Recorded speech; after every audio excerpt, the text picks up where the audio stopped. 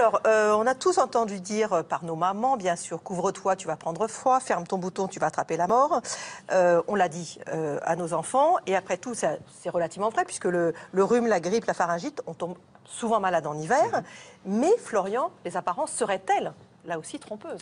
Ben oui, le froid, c'est vraiment un coupable idéal. Durant des siècles, on a vu des maladies revenir avec la régularité des saisons. Et en hiver, il fait froid, alors on n'est pas allé chercher plus loin. D'autant plus que tous les indices, ils étaient contre le froid. Typiquement, voilà, quand on a la fièvre, eh bien, la différence de température entre la surface de notre peau et l'intérieur de notre corps, au début, ça va nous faire frissonner. Ça donne l'illusion qu'on a attrapé le froid, qu'il est rentré en nous. Et puis au fil du 19e siècle, avec les travaux de Pasteur, les travaux de Koch, on est arrivé à la conclusion, et on l'a démontré, que la plupart des maladies, elles sont dues à des micro-organismes, des bactéries et des virus. Et justement, le virus de la grippe humaine, le premier qu'on a vu, on l'a identifié en 1933. Et pour ce qui a été des rhumes, ça a été plus long parce que une fois sur 10, c'est dû à des bactéries, 9 fois sur 10, c'est dû à des virus. Et le premier rhinovirus, qui est celui qui donne le plus la grippe, on l'a identifié en 1956. Donc ça fait finalement 60 ans qu'on sait qu'il n'y a pas de virus, il n'y a pas de grippe et pas de rhume.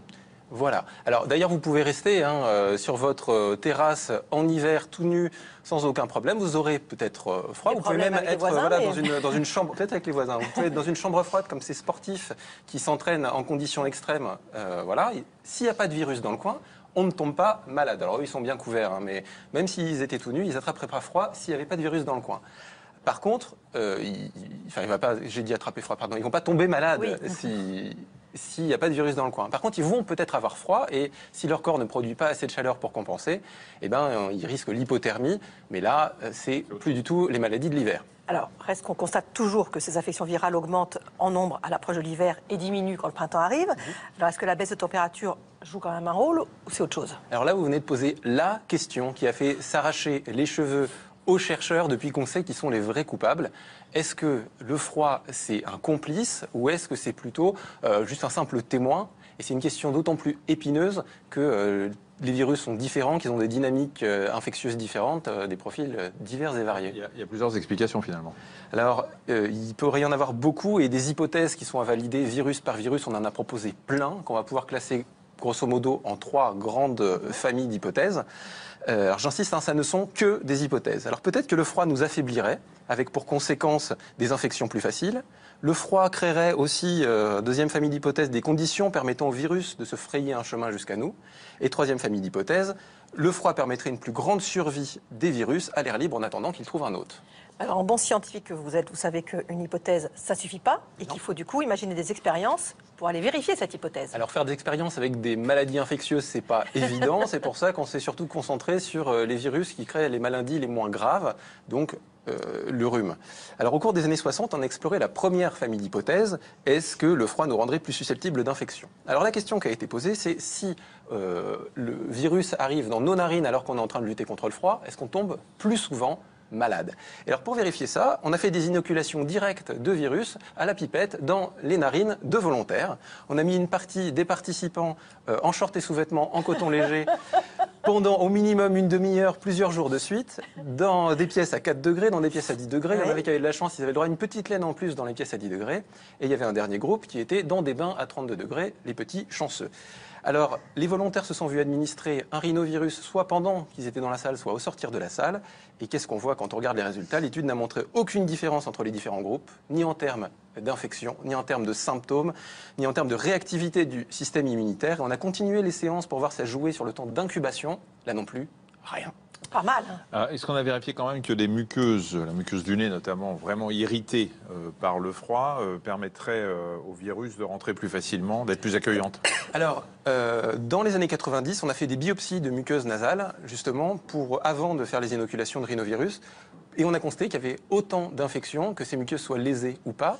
Et en 2000, on a été même un peu plus pervers. On a pris des allergiques qu'on a exposés à des allergènes plusieurs jours avant l'exposition au rhinovirus. Et pareil, aucune différence avec un groupe d'allergiques témoins. Donc en fait, on voit que pour la grippe, les hypothèses du premier groupe, elles ont été progressivement réfutées. Alors pour le rhume, parce que pour la grippe, en fait, vu la méthodologie employée, on ne peut pas reproduire ces expériences, ça serait quand même un peu dangereux. Alors on a essayé, mais c'est quand même un peu dangereux. Donc voilà, les hypothèses du premier groupe, elles ne sont pas du tout étayées ni dans un cas ni dans l'autre. Alors, hypothèse du deuxième groupe, relative aux conditions de circulation des virus.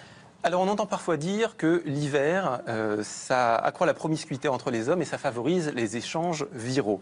Mais quand on y réfléchit, ça ne tient pas vraiment la route parce que les transports en commun, on les prend toute l'année, les enfants, ils sont à l'école 10 mois sur 12, donc ça n'a pas l'air de vraiment jouer. Alors de quel virus on parle, hein? On parle de virus qui ne se transmettent pas tous de la même façon ni avec la même facilité. Pour les virus, c'est surtout via de grosses gouttelettes d'eau et des postillons, hein, soyons clairs, ou par contact.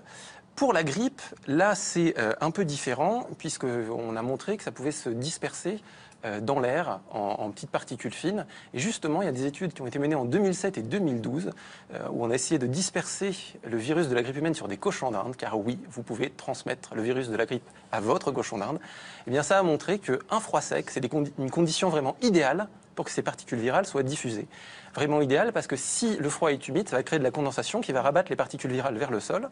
Et à l'inverse, une température relativement chaude et très humide, eh bien, les particules dans lesquelles pourraient être piégées les particules virales, elles vont rester en suspension dans l'air, on va les respirer.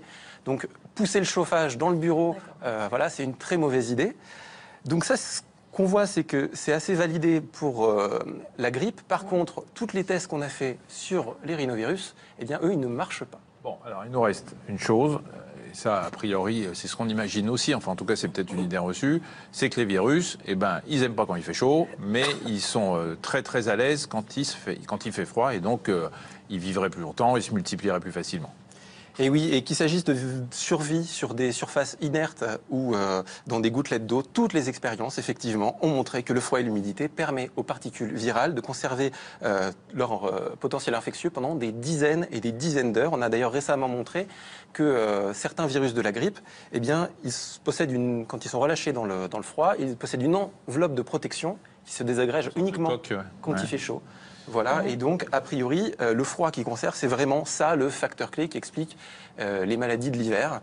Et donc, pour récapituler l'état des connaissances scientifiques, on ne doit plus dire du tout mets ton écharpe, tu vas prendre froid. Mais on devrait plutôt dire mets ton écharpe. Qui va faire écran au postillon chargé de virus, baisse un peu le chauffage si quelqu'un autour de toi semble grippé et... Lave-toi les mains. Bon sang. Voilà. Et pour la grippe, on va ajouter vaccine-toi.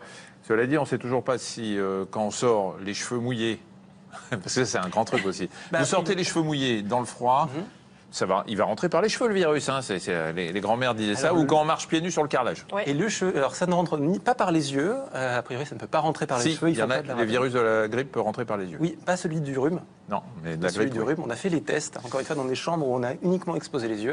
Ouais. Toutes les études qui permettent de trancher toutes ces questions et ces sous-questions et ces sous-hypothèses, vous les retrouverez sur allodocteur.fr. Merci beaucoup, Florian. Merci à vous.